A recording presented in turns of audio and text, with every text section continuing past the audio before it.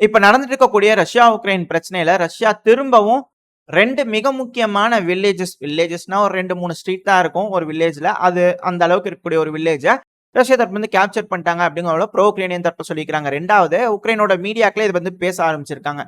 ஏன்பா 2 வில்லேஜ் தானே இதெல்லாம் ஒரு விஷயமா? அப்படிங்கிற நம்ம யோசிப்போம். பட் ஆனா, இதுல எப்படி நம்ம புரிஞ்சுக்கலாம் அப்படின்னா, கடுகு சிறுத்தாலும் காரம் குறையாதும்பாங்க இல்லையா? ஸோ அதுபோல தான். இந்த நிவஸ்கி, அடுத்தது ஒடைனி இந்த 2 வில்லேஜும் இப்ப ரஷ்யா அவங்களோட கட்டுப்பாட்டுக்குள்ள எடுத்துட்டாங்க. இதுக்கு முன்னாடி இந்த 2 வில்லேஜும் ரஷ்ய வீரர்கள் கிட்ட இருந்து 2 வருஷமா புரொடெக்ட் பண்றதுக்கு மத்த பகுதிகள இது அரணா இருந்திருக்கு. இப்ப அந்த 2 பகுதிகளும் ரஷ்யா அவங்க கட்டுப்பாட்டுக்குள்ள எடுத்துட்டதுனால, ரஷ்யாவுக்கு ஒரு மிகப்பெரிய மாரல் பூஸ்டா இருக்கும். உக்ரைனுக்கு ஒரு மிகப்பெரிய பின்னடைவா இருக்கும். ஏன்னா இந்த நிவஸ்கியோட தெற்கு பகுதியில கிருஷ்ணோரிவ்கா, வடக்கு பகுதியில வந்து பாத்தீங்கன்னா கார்லிவ்கா. இந்த 2க்கு நடுவுல ஒரு மிகப்பெரிய தோராயமா தான் சொல்ல வரேன். ஒரு 65 ஸ்கொயர் கிலோமீட்டர் அளவுக்கான காலி இடங்கள் இருக்கு. அதாவது மரவரிசைகள் இருக்கு. புறநகரங்கள். இந்த 2 மிகப்பெரிய டவுனுக்கு நடுவுல இருக்கக்கூடிய புறநகரங்கள். அத அரணா காப்பாத்திட்டு இருந்தது இந்த நிவஸ்கி தான். அது மட்டும் இல்லாம இந்த நிவஸ்கில அதிகமான ஆர்ட்டிலரிகள், மோட்டார்கள் கொண்டு போய் வச்சுட்டு ரஷ்யாவோட ஃப்ரண்ட் லைன்ல வந்து அதிகமான தாக்குதலை ஏற்படுத்த முடியும். டொனஸ்க் பகுதியை கூட தாக்குறதுக்கு அதிகமான வாய்ப்பு உக்ரைனுக்கு இருந்தது. இப்ப இந்த பகுதி இல்லாததுனால இது போல எதுவும் செய்ய முடியாது. 2வது இந்த நிவஸ்கிக்கு பின்னாடி பக்கத்திலேயே இருக்கக்கூடிய அதாவது நிவஸ்கியோட அதாவது நம்ம மேப் இப்படி பாக்குறோம் இல்லையா? அதுல இருந்து நான் சொல்ல வரேன். மேற்கு பகுதியில ஒரு மிகப்பெரிய மரவரிசைகள் இருக்கு. புறநகரங்கள் இருக்கு. இப்ப அந்த புறநகரங்கள்ல ட்ரென்ச்சஸ் இருக்கு. அந்த இடத்துல அதிகமான உக்ரைனோட வீரர்கள் இருக்காங்க. அவங்களுக்கு இதுக்கு மேல மிகப்பெரிய அரண் எதுவுமே இல்லாததுனால அவங்க பின்வாங்கிறது தான் இதுக்கு மேல இருக்கக்கூடிய ஒரே வாய்ப்பு அப்படிங்கிறது போல பார்க்கப்படுது. அனலிஸ்ட் தரப்புன்னு சொல்லப்பட்டு வருது. இதை தெளிவா நம்ம மேப் வீடியோ பார்க்கும்போது பார்ப்போம். அதே போலதான் ஒடைனி, இதுவும் டொனஸ்க் ஒப்லாஸ்ட் தான் இருக்கு. இது இந்த உக்லிடாருக்கு பக்கத்துல இருக்கக்கூடிய ஒரு மிக முக்கியமான செட்டில்மெண்ட். இந்த உக்லிடாரை பிடிக்கிறதுக்கு ரஷ்ய தரப்பு ரொம்ப கஷ்டப்பட்டு இருந்தாங்க. இந்த 2 வருஷத்துல 2 மேஜர் அஃபென்சிவ் ஆபரேஷன் ரஷ்ய தரப்பு இந்த உக்லிடார் பிடிக்கிறதுக்காக எடுத்தாங்க. பட் ஆனா அது 2 தடவையுமே ஃபெயிலியர் ஆயிடுச்சு. இப்போ வரைக்கும் உக்லிடாரை ரஷ்ய தரப்பு வந்து பிடிக்கவே கிடையாது. அந்த உக்லிடாருக்கு பக்கத்துல இருக்கக்கூடிய ஒரு மிக முக்கியமான செட்டில்மெண்ட் தான், மிக முக்கியமான வில்லேஜ் தான் இந்த ஒடைனி. இப்ப இந்த ஒடைனி ரஷ்யாவோட கட்டுப்பாட்டுக்குள்ள வர்றதுனால உக்லிடாரோட பின்புறத்துல அதாவது உக்லிடாரோட வடக்கு பகுதியில வந்து தாக்குதல் பண்றதுக்கு அதிகமான வாய்ப்புகள் இருக்கு. சோ இதனால இது ரஷ்யாவுக்கு மேலும் ஒரு மாரல் பூஸ்டா இருக்கும். உக்ரைனுக்கு இந்த பகுதி ஒரு பின்னடைவா இருக்கும் அப்படிங்கிற மாற்று கருத்துல. சோ இதுக்கப்புறம் ரஷ்ய தரப்பு வந்து எப்படி ஒரு இனிஷியேட்டிவா இதை எடுத்துக்கிட்டு எப்படி முன்னேறாங்க அப்படிங்கிறது பார்ப்போம். இல்ல உக்ரைன் தரப்பு வந்து எப்படி தடுக்கிறாங்க அப்படிங்கிறதையும் பொறுத்து வந்து பார்ப்போம். ஃப்ரண்ட் லைன் பொறுத்த வரைக்கும் படு பயங்கரமா கொலாப்ஸ் ஆயிட்டு இருக்கு. அதுல மாற்று கருத்தே இல்ல. ஏன்னா மேப் வீடியோ பாக்குறவங்களுக்கு தெரிஞ்சிருக்கும். செந்தல் டிஃபென்ஸ்ல போட்டிருப்போம். ஆனா இப்போ சூழ்நிலை இப்படி இருக்கு. ஆனா ஜெலன்ஸ்கி அவர்கள் வந்து பாத்தீங்கன்னா இப்ப ராம்ஸ்டெயின் மீட்டிங்காக போயிருந்தார் இல்லையா? அதெல்லாம் முடிஞ்சிருந்தது. சோ இப்ப அதை பத்தி எல்லாத்துக்கூடயும் பேசிட்டு இருக்காங்க. இப்ப பேசிட்டு இருக்கும்போது வந்து பாத்தீங்கன்னா முதல்ல இட்டாலிக்கு போனாரு, அப்புறம் ஜெர்மன் போனாரு. இப்ப வந்து பாத்தீங்கன்னா அமெரிக்காவோட காங்கிரஸ்மேன் கிட்ட எல்லாம் உட்காந்து பேசிட்டு இருக்கிறாரு. ஜெலன்ஸ்கி அவர்கள் கிட்ட ஒரு விக்டரி பிளான் இருக்குது இல்லையா? அந்த பிளான்ல இருந்து ஒரு சில சாராம்சங்களை எடுத்து தூவி இருக்கிறாரு. ஆஹா ஆஹா ஆஹா அப்படிங்கிறது போல அமெரிக்கா தரப்புல குளிர்ந்து போயிட்டாங்க போல தெரியுது. ஏன்னா சூப்பரா இருக்குங்க, அருமையான பிளானுங்க அப்படிங்கிற சொல்லப்பட்டு வருது. என்ன மாதிரியான பிளான் வச்சுக்கிறாங்க உக்ரைன் தரப்புல? உஃப்னு ஊதுனா எல்லாம் பறந்து போயிருவாங்களா ரஷ்ய தரப்பு வந்து அப்படிங்கிறது தெரியல. ஸ்லாவா உக்ரைன் அதுல எந்த ஒரு மாற்று கருத்து இல்ல. பட் ஆனா இது போல ஒரு விக்டரி பிளான் வச்சுக்கிறாங்க. ஆனா இந்த விக்டரி பிளானை பத்தி ஏகப்பட்ட வதந்திகள், ரூமர்கள் வந்துகிட்டு இருக்கு. அதுல ஃபர்ஸ்ட் இட்டாலிக்கு போயிருந்தாங்க இல்லையா? சோ அப்படி இட்டாலிக்கு போகும்போது அந்த ஜார்ஜியா மெலோனி அவர்கள் இருக்காங்க இல்லையா? சோ அவங்க கிட்ட ஜெலன்ஸ்கி அவர்கள் என்ன பேசியிருக்கலாம் அப்படின்னு ஒரு வதந்திகள் தான். இது போல பேசியிருக்காங்க அப்படிங்கிற சொல்லப்பட்டு வருது. இது உண்மை கிடையாது. பொறுத்திருந்து பார்ப்போம். ஏதாவது ஒரு செய்திகள் அபிஷியல் மீடியால ஏதாவது வந்துச்சுன்னா நம்ம அடுத்தது கன்ஃபார்ம் பண்ணிக்கலாம். சோ அங்க என்ன பேசிக்கிறாங்க அப்படின்னா, பேசிக்கிட்டாங்கன்னு சொல்றாங்க அப்படின்னா, ஜெலன்ஸ்கி அவர்கள் வந்து ஜார்ஜியா மெனோலி அவர்கிட்ட அழுத்தம் கொடுத்துக்கிறாங்க. அதாவது அமெரிக்கால எலெக்ஷன் வரப்போகுது, டொனால்ட் ட்ரம்ப் அவர்கள் ஜெயிச்சுட்டா நம்மளுக்கு எதுவும் கிடைக்காது. அதனால Patriot air defence system miss ஆயிருக்கு இல்லையா? அதாவது எலெக்ஷன் நடக்கிறதுக்கு முன்னாடியே பொட்டி பொட்டியா நிறையா அப்படியே கண்டெய்னரை ஏத்தி அனுப்பி விட்டுருங்க, நாங்க வாங்கி வச்சுக்கிறோம் உள்ள அப்படிங்கிறது போல ஜெலன்ஸ்கி அவர்கள் கேட்டதா சொல்லப்பட்டது. இதுக்கப்புறம் இட்டாலி தரப்புல இருந்து போய் ஒரு அழுத்தம் கொடுத்து அமெரிக்கா கேட்கறாங்க பாருங்க, ஒரு 10 கண்டெய்னர் அளவுக்கு மிசைல் எடுத்து அனுப்பி விடுங்க அப்படிங்கிறது போல இட்டாலி தரப்புல கேட்க, அமெரிக்கா தரப்புல இருந்து நாங்க வேணா உங்க கணக்குல எழுதிட்டீங்களா, நீங்க வேணா உக்ரைனுக்கு கொடுத்துறீங்களா அப்படிங்கிறது போல சொல்ல, இட்டாலி என்ன பண்றதுன்னு தெரியாம பார்க்க அப்படிங்கிறது போல நடக்கும் அப்படிங்கிறது சொல்லப்பட்டு வருது. ஏன்னா இட்டாலி பொறுத்த வரைக்கும் டிஃபென்சிவ் வெப்பன்ஸ் அதிகமா உக்ரைனுக்கு கொடுக்குறாங்க. அஃபென்சிவ் வெப்பன்ஸ் வந்து பெருமளவுல இல்ல. ஏன்னா இந்த பிரச்சனையை எடுக்கும் போதே உங்களுக்கு தெரியும், பிரான்ஸ், பிரிட்டனு இப்பெல்லாம் அவங்க பக்கம் சைடு பேச்சே காணோம். இந்த போலாண்டு இவங்க அந்த லாத்வியா, லுத்வேனியா, எஸ்தோனியா அவங்கள பெரிய ஆளுங்க. இந்த மாதிரி ஆளுங்க தான் வந்து அதிகமா பேசிட்டு இருப்பாங்க. இந்த இட்டாலி தரப்புல இருந்து பெருமளவுல கண்டனங்கள் வரும், பெருமளவுல எதிர்த்து பேசுற மாதிரிலாம் எந்த ஒரு இது இல்லை. இந்த இதை எங்களுக்கு சம்மந்தம் இல்லாத போலதான் அவங்க பிஹேவ் பண்ணிட்டு இருக்காங்க. இப்படி இருக்கும்போது மேபி எங்களுக்கு அதிகமான டிஃபென்சிவ் வெப்பன் உங்ககிட்ட இருந்து வேணும்னு கேட்கறதுக்காக ஜெலன்ஸ்கி அவர் போயிருக்கலாமா, இல்ல அதிகமான சப்போர்ட் வேணும்னு கேட்கறதுக்காக போயிருப்பாங்களா அப்படிங்கிறது தெரியல.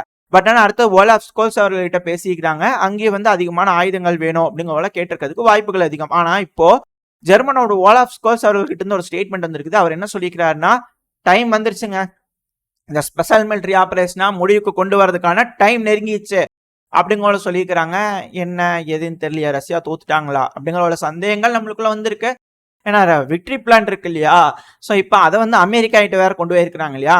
ஸோ இந்த விக்டரி பிளான் என்னவா இருக்கலாம் அப்படிங்கிறதுக்கான ஒரு வதந்திகள் வர ஆரம்பிச்சிருக்குது. என்ன அப்படின்னா, அதிகமான ஆயுதங்கள் அமெரிக்கா டைரக்டா உக்ரைனுக்கு கொடுக்கறதானுங்க சிக்கல். நீங்க என்ன பண்ணுங்க, உதிரி பாகங்களை உதிரியா கழட்டி எங்ககிட்ட கொண்டு வந்து கொடுத்துருங்க. ஏன்னா சப்ளை லைன்ஸை கட் பண்ண முடியாது. மேற்குலக நாடுகள்ல இருந்து தொடர்ந்து அதிக அளவில் ஆயுதங்கள் உக்ரைனுக்குள்ள வந்துகிட்டே இருக்கும். அதுல எந்த ஒரு மாற்று கருத்தும் கிடையாது. அது கூடவே இந்த உதிரி பாகங்களை உள்ள வச்சு அதை எல்லாத்தையும் அசம்பிள் பண்ணி எல்லாம் ரெடி பண்றதுக்கு உள்ள ஃபேக்டரி கட்டினா அது அண்டர் கிரவுண்ட் ஃபெசிலிட்டியில கட்டிக்கலாங்க. அண்டர் கிரவுண்ட் ஃபெசிலிட்டியில கட்டினதுக்கு அப்புறமா அதை நாங்க அதை ரெடி பண்ணி நாங்க புது ஆயுதமா உருவாக்கிடுவோம். ஏன்னா டெக்னாலஜிலாம் டிரான்ஸ்ஃபர் பண்ணிடுவாங்க. புது ஆயுதமா அதிக அளவுல உற்பத்தி பண்ணக்கூடிய திறன் எங்க அளவுக்கு வந்துருச்சு அப்படிங்கும்போது நாங்க தொடர்ந்து ரஷ்யாவோட போர் பண்ணிக்கிட்டே இருக்கோம் அப்படிங்கிறது போல ஒரு திட்டத்துல இருக்கலாம் உக்ரைன் அப்படிங்கிற சொல்லப்பட்டு வருது. ரெண்டாவது, இந்த இதை பத்தின பொறுத்த வரைக்கும் வதந்திகள் என்ன மிக பிரதானமா வருது அப்படின்னா, இந்த கலிங்கன்கிராட் இருக்கு இல்லையா, அது ரஷ்யாவோட மிகப்பெரிய பகுதி. கர்ஸ்க் பயில குறைஞ்சிட்டு இருக்காங்க. ஆனா இந்த கலிங்கன்கிராடுங்கிறது ரஷ்யாவோட தனியா துண்டிச்சிருக்கு. பெலருஸ்க்கு பக்கத்துல இருக்கக்கூடிய ஒரு பகுதி தான். இப்ப அந்த கலிங்கன்கிராட்ல உக்ரைன் ஒரு அபிஷியலா ஒரு லேண்டிங் ஆபரேஷன், ஆம்பிபிஎஸ் லேண்டிங் பண்ணி முதல்ல ஒரு தாக்குதல் உக்ரைனுக்கு வந்து அப்சிக்ஷன் கொடுத்துருக்காங்க. அதெல்லாம் உக்ரைனோட மேற்கு பகுதியில் தான் நிப்பாட்டி வச்சிருக்காங்க. ஸோ உக்ரைனோட மேற்கு பகுதியிலிருந்து போலாண்டோட ஏர் ஸ்பேஸை பயன்படுத்தி ஈஸியா உக்ரைனால மிசைல்களை லான்ச் பண்ண முடியும். தொடர்ந்து ட்ரோன்களை ஏவி விட்டு தாக்குதல் பண்ணி கலிங்கன்கிராடை மட்டும் உக்ரைன் அவங்க கட்டுப்பாட்டுக்குள்ள எடுத்துட்டாங்கன்னா பேச்சுவார்த்தைக்கும் போது ஒரு நெகோசியேஷன்ல அப்படியே காலர் தூக்கி விட்டு போய் உட்காந்துக்கோங்க. கலிங்கன்கிராட் எங்க கிட்ட இருக்கு, இப்ப வாங்க பேசிக்கலாம்.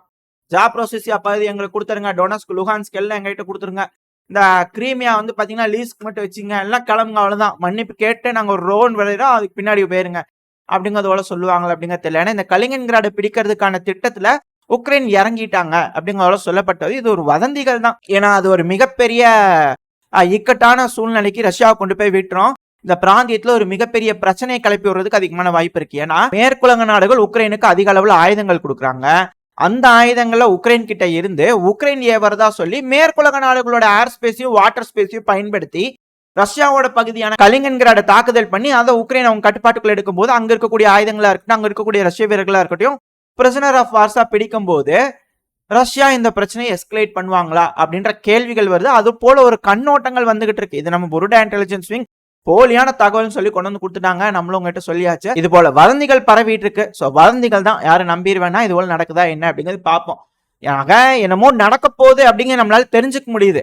அந்த ஒரு காரணத்தினாலதான் இந்த லாத்வியா லுத்வேனியா ரஷ்யா நம்மள அடிச்சிருவாங்களோ அப்படிங்கிற ஒரு பயத்துல இந்த ரெண்டு நாடுகளும் அவங்களோட பார்டரை வந்து பாத்தீங்கன்னா மிக பெருமளவு ஸ்ட்ரென்தன் பண்ணிட்டு இருந்தாங்க. அதை நம்ம வீடியோ பதிவுகளை பார்த்துக்கிட்டு இருக்கோம். ஆனா இப்போ லுத்வேனியா இருக்கிறாங்க இல்லையா, நாடு தழுவிய வெளியேறக்கூடிய வகையில இப்போ மக்கள்லாம் வெளியேறக்கூடிய வகையில வந்து பிளான் பண்ணிக்கிட்டு இருக்காங்களாமா. ஸோ லுத்வேனியால என்னமோ இருக்கு. பெலரூஸ் கண்டிப்பா பெலரூஸ் வழியா ரஷ்யா வழியா லுத்வேனியா வடிச்சா லுத்வேனியா சில பகுதிகள் ரஷ்யாவோட கட்டுப்பாட்டுக்குள்ள இருந்தா தான் கலிங்கன்கிராடை மீட் எடுக்கக்கூடிய விஷயத்துல இறங்க முடியும். இப்ப நாட்டோ நாடுகளோட போர் செய்யாம கண்டிப்பா அதாவது நாட்டோ நாடுகளோட ஸ்பேஸை பயன்படுத்தாம அவங்க மேல தாக்குதல் பண்ணாம கண்டிப்பா ரஷ்யானால கலிங்கன்கிராடை மீட் எடுக்க முடியாது. ஸோ அதுக்கான திட்டத்துல வந்து உக்ரைன் இருக்காங்க. இதுதான் விக்டரி பிளானா, இதை அமல்படுத்துறதுக்காக, இதை செயல்படுத்துறதுக்காக தான் ஜெலன்ஸ்கி அவர்கள் இது போல எல்லாத்துக்கிட்டையும் விக்டரி பிளான் சொல்லிட்டு இருக்காரா அப்படின்ற கேள்விகள் வருது. அது கூடவே வந்து பாத்தீங்கன்னா மால்டோவால எலெக்ஷன் வரப்போகுது, திரும்பி அதே ஒரு கதை தான். ரெண்டாவது ஜார்ஜியால எலெக்ஷன் வரப்போகுது. ஸோ எஸ்கலேஷன் பல இடங்கள்ல இருக்கு. இப்போ இந்த கலிங்கன்கிராடை அடிக்கும் போது அதை பிடிக்கிறாங்க அப்படிங்கும்போது உக்ரைன் தரப்புல அதை கேப்சர் பண்றாங்க அப்படிங்கும்போது எந்த மாதிரியான காய் நகர்வுகளை ரஷ்ய தரப்பு இருந்து எடுப்பாங்க அப்படிங்கறத பாக்குறதுக்காகவும் மேற்குலக நாடுகள் வெயிட் பண்ணிட்டு இருக்காங்க அப்படிங்கிற சொல்லப்பட்டு வருது. ஸோ இதெல்லாம் வச்சு பார்க்கும்போது எஸ்கலேஷனுக்கு பல வாய்ப்புகள் இருக்கு. அதை எப்படி நடக்க போகுது, எப்ப நடக்க போகுது, அதுக்கான பதிலடிகள் எப்படி இருக்கும் அப்படிங்கறதான் தெரியல. இப்ப கூட வந்து பாத்தீங்கன்னா தொடர்ந்து ரஷ்யா வந்து தாக்குதல் பண்ணிட்டு இருக்காங்க இல்லையா, ஸோ அப்படி தாக்குதல் பண்ணும்போது ட்ரோன்கள் வந்து பார்த்தீங்கன்னா, எக்ஸ்ப்ளோசிவ்ஸோட லாத்வியா பக்கத்துல போய் விழுந்துருச்சு. ஸோ இதனால நாட்டோ நாடுகள் என்ன போர் தொடுத்துருவாங்களா? இல்ல லாத்வியா இல்லைங்க தெரியாம வந்து விழுந்திருக்குங்க அப்படிங்கிற சொல்லிருவாங்களா? இல்ல கடுமையான கண்டனங்களுங்க உங்களுக்கு அப்படிங்கிறது போல ஒண்ணு பார்சல் பண்ணிருவாங்களா? அப்படிங்கிறது தெரியல. எது எப்படியோ இது போல சூழ்நிலைகள்லாம் இருக்கு. அசௌகரியமான ஒரு சூழ்நிலைகள் தான். ஸோ இந்த சமயம்னு பார்த்து பிரிக்ஸ் மீட்டிங் வேற ரஷ்யாவோட கசான்ல வச்சு 11, 12 செப்டம்பர் 11, 12 நடக்க இருக்கு. இதோட முடிவுகள் எப்படி இருக்கும்? இது போல விஷயங்கள் நடக்குது அப்படின்னா, இதோட முடிவுகள் எப்படி இருக்கும்? இல்ல பிரிக்ஸ் நாடுகள் எடுக்கக்கூடிய முடிவுகள் மேற்குலக நாடுகள் அதுவும் குறிப்பா அமெரிக்காவோட டாலருக்கு எதிரா முடிவுகள் ஏதாவது எடுக்குறாங்க அப்படிங்கிற பட்சத்துல, எஸ்கலேஷன் இது போல இங்க இருக்குமா? அப்படின்ற கேள்விகள்லாம் வருது. பொறுத்திருந்து தான் பார்க்கணும். என்ன நடக்க போகுது? ஏது நடக்க போகுதுன்னுலாம். இதுக்கப்புறம் என்னென்னலாம் நடந்திருக்கு? ரஷ்யால என்னென்ன தாக்குதல் நடந்திருக்கு? உக்ரைன்ல என்னென்ன தாக்குதல் நடந்திருக்கு? இது எல்லாமே அடுத்தடுத்த பதிவுல பார்க்க ஆரம்பிச்சிடலாம். இதோட இந்த பதிவை நான் முடிச்சிடலாம். இந்த பதிவு எப்படி இருந்துச்சு? உங்களுக்கு பிடிச்சிருக்கா? பிடிச்சுனா லைக் பண்ணிட்டு உங்க ஃப்ரெண்ட்ஸ் அண்ட் ஃபேமிலியோட ஷேர் பண்ணிக்கோங்க. அது கூடவே மறக்காம இந்த பதிவு பத்தின உங்களோட கருத்துக்களையும் கமெண்ட் செக்ஷன்ல சொல்லுங்க. இந்த பதிவு நல்லா இருக்குன்ற நம்பிக்கையில அடுத்த பதிவுல உங்களை சந்திக்கிறேன். அது வரைக்கும் ஸ்டே சேஃப். By by.